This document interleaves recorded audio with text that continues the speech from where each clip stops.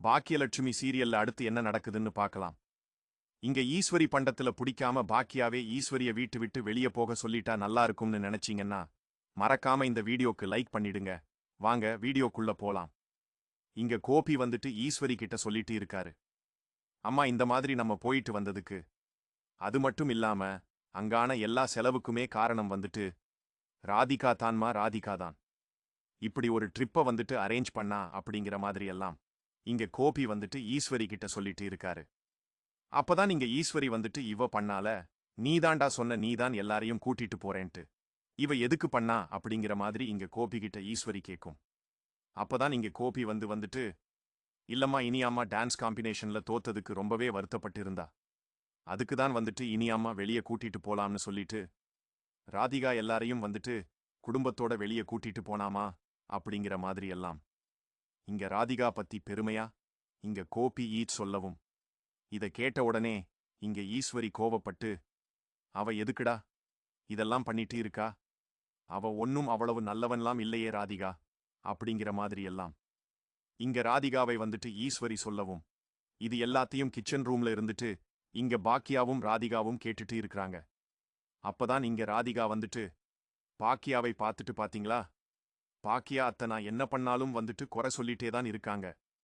இப்ப கூட வந்துட்டு நான் எல்லாரையும் வெளியே கூட்டிட்டு வந்தேன். எல்லாரும் சந்தோஷமா இருந்தாங்க. எல்லாரும் சந்தோஷப்படுத்தணும்னு சொல்லித்தான் நான் கூட்டிட்டு போனேன். ஆனா இப்ப கூட வந்துட்டு எல்லா தப்பும் என் மேல இருக்கிற மாதிரி சொல்லிட்டு இருக்கிறாங்க. இதுக்கு மேலேயே வந்துட்டு என்னால என்ன பண்ண முடியும்? பாக்கியா, நான் இனியாவோட சந்தோஷத்துக்காகத்தான் இப்படியெல்லாம் பண்ணேன். ஆனா அவங்க அதை புரிஞ்சுக்காம என்னமோ வந்துட்டு வேறொன்று ஏதோ வர சொல்லிட்டு இருக்காங்க. நான் இந்த வீட்ல இருக்கிறது வந்துட்டு அவங்களுக்கு பெரிய குறையா இருக்கு போல. அதுக்குதான் அத்தை இப்படியெல்லாம் பேசிட்டு இருக்காங்க அப்படின்ற மாதிரி எல்லாம் இங்க பாக்கியா கிட்ட ராதிகா பேசிட்டு இருக்கும்போதுதான் அதுக்கப்புறம் இங்க ராதிகா ரொம்பவே கஷ்டப்பட்டு இங்க பாக்கியா கிட்ட கேக்குறாங்க. பாக்கியா, நாங்க இந்த வீட்டுக்கு வந்துட்டு 10 நாள் வந்துட்டு இனியோட ஆகும். நாங்க இந்த வீட்ல தங்குறதுக்கு 10 நாள் வாடகை மட்டும்தான் உங்க வீட்டை கொடுத்திருந்தோம். அதனால இன்னையோட வந்துட்டு நானும் கோபி மயு வந்துட்டு வீட்டை விட்டு கிளம்புறோம். அங்க புது வீடு வந்துட்டு எங்க அம்மா பார்க்க சொல்லியிருக்கேன். அங்க பார்த்து வச்சிருக்காங்க. அதனால நானும் மயு கோபியும் நாங்க 3 பேரும் வந்துட்டு இன்னைக்கே கிளம்புறோம். பாக்கியா, இங்க இருந்துட்டு நான் யாரையும் கஷ்டப்படுத்த விரும்பல. நான் கோபிய வந்துட்டு கூட்டிட்டு கிளம்புறேன் அப்படிங்கிற மாதிரி எல்லாம் இங்க பாக்கியா கிட்ட இங்க ராதிகா சொல்லிட்டு இருக்கும்போதுதான் அப்பதான் இங்க பாக்கியா வந்துட்டு, எனக்கு தெரியும் ராதிகா, நீங்க ஏற்கனவே வந்து இப்படி பண்ண போறீங்கன்னு வீட்ல இருக்கிற எல்லாரையும் வெளியே கூட்டிட்டு வந்து சந்தோஷமா வச்சுக்கும் போது தெரியும். நீங்க ஏதோ பிளான் பண்ணிட்டீங்க அப்படின்னுட்டு வீட்ல இருக்கிற எல்லாரையும் வெளியே கூட்டிட்டு வந்து அவங்க எல்லாரும் சந்தோஷப்படுறத நீங்க ஓரமா நின்னு பார்த்துட்டு இருந்தீங்க. அப்பயே வந்து நான் சந்தேகப்பட்டேன், நீங்க ஏதோ பெருசா வந்துட்டு பண்ண போறீங்க அப்படின்னுட்டு. ஆனா நீங்க வீட்டை விட்டு கிளம்ப போறீங்க அப்படிங்கிற மாதிரி நான் யோசிக்கவே இல்லை. ராதிகா, எதுவா இருந்தாலும் சரிதான். ராதிகா, உங்க முடிவு, அது உங்க விருப்பம். உங்களுக்கு அது சந்தோஷம் அப்படின்னா நீங்க கோபியை கூட்டிட்டு இங்க இருந்து கிளம்பலாம் அப்படிங்கிற மாதிரி எல்லாம் இங்க பாக்கியா வந்துட்டு ராதிகா கிட்ட சொல்லிறாங்க.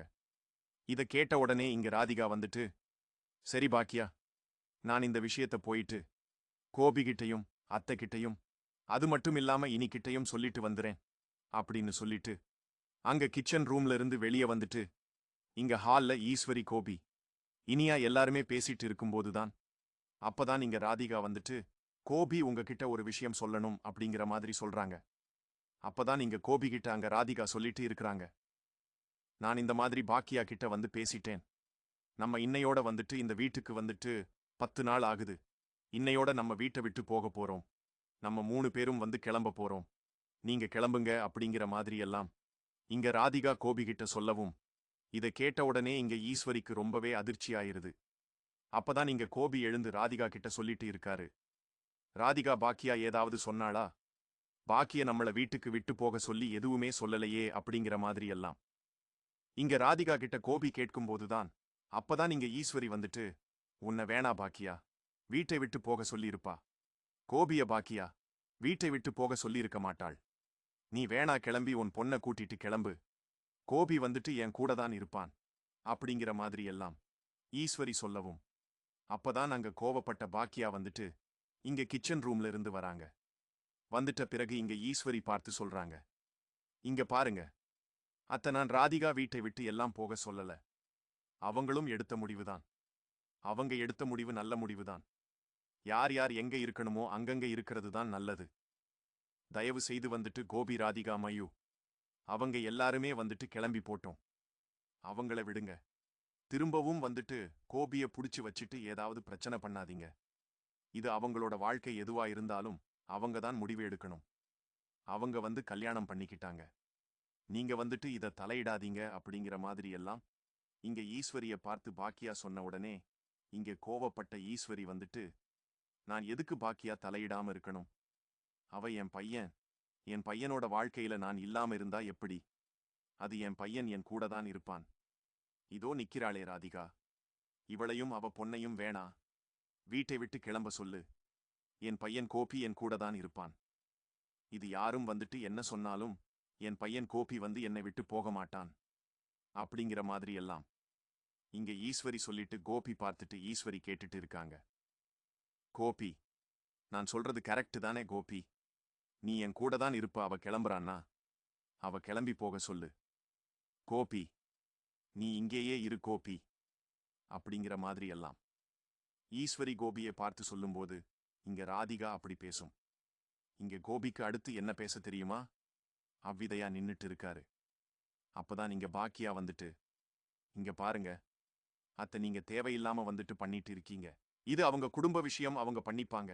அவங்க எங்க போறது அப்படிங்கறத அவங்க முடிவு பண்ணிப்பாங்க. நீங்க தேவையில்லாம வந்துட்டு உங்க பையன் அப்படிங்கிற அவரோட வாழ்க்கையை நீங்க முடிவு பண்ணாதீங்க. அவரே வந்துட்டு முடிவு பண்ணிப்பாரு. அவர் ஒன்னும் குழந்தை கிடையாது அப்படிங்கிற மாதிரி எல்லாம் இங்க பாக்கியா வந்துட்டு கோபிக்கும். அது மட்டும் இல்லாம ஈஸ்வரியும் பார்த்து பேசி விடுறாங்க. அதுக்கப்புறம் இங்க பக்கத்துல ராதிகா ஈஸ்வரிய பார்த்துட்டு, இங்க பாருங்க கோபி இங்கெல்லாம் இருக்க மாட்டாரு. கோபி என் கூட தான் வருவாரு. கலர் எழுந்த உடனே கோபி, நானும் மயு நாங்க 3 பேரும் வந்துட்டு வீட்டை விட்டு கிளம்ப போறோம். எங்க அம்மா கிட்டையும் சொல்லிட்டேன். அங்க வீடு எல்லாம் வந்துட்டு தயாரா இருக்கு. நாங்க 3 பேரும் வந்துட்டு கிளம்பி அந்த வீட்டுக்கு தான் போக போறோம். இதுக்கு மேல நாங்க இங்க இருக்க போறதில்லை அப்படிங்கிற மாதிரி எல்லாம் இங்க ராதிகா ஈஸ்வரி பார்த்து சொல்லுறாங்க.